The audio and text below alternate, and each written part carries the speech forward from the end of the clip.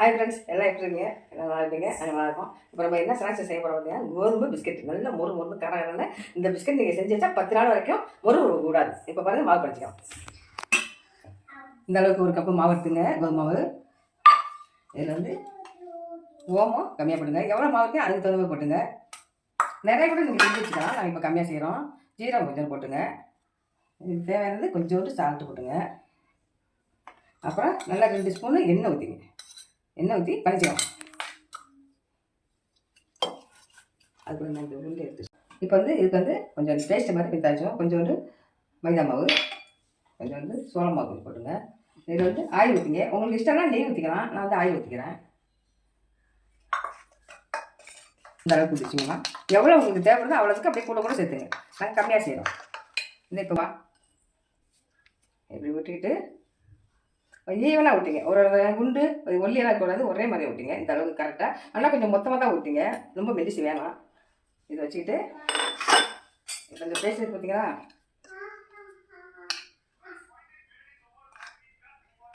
எல்லா இடத்துலையும் அப்படியே தடையுங்க. கையால் கூட தடையுங்க, ஒன்றும் பிரச்சனை இல்லை.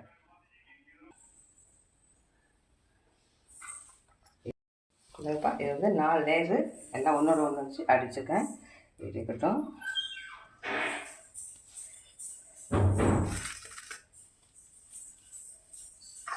லேசாக அமுக்கிங்க, ரொம்ப அமுக்கலாம். லேசாக அப்படி போட்டுங்க.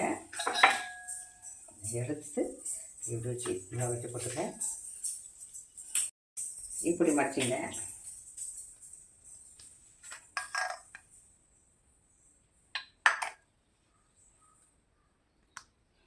இதை வந்து இப்படி மடிச்சிங்க.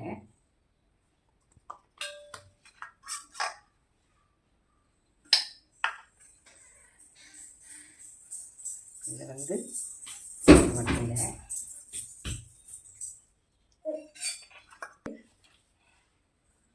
இப்படி வச்சுங்க. அவ்வளோதான்.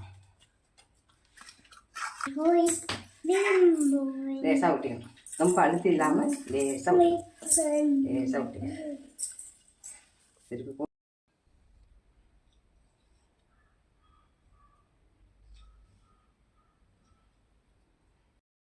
சிம்பிள் வச்சுங்க. அப்புறம் நல்லா வெந்து நல்லா பிரிஞ்சு வரும்.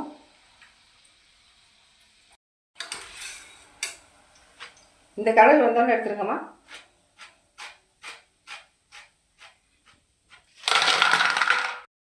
ரெடி ஆயிடுச்சுப்பா.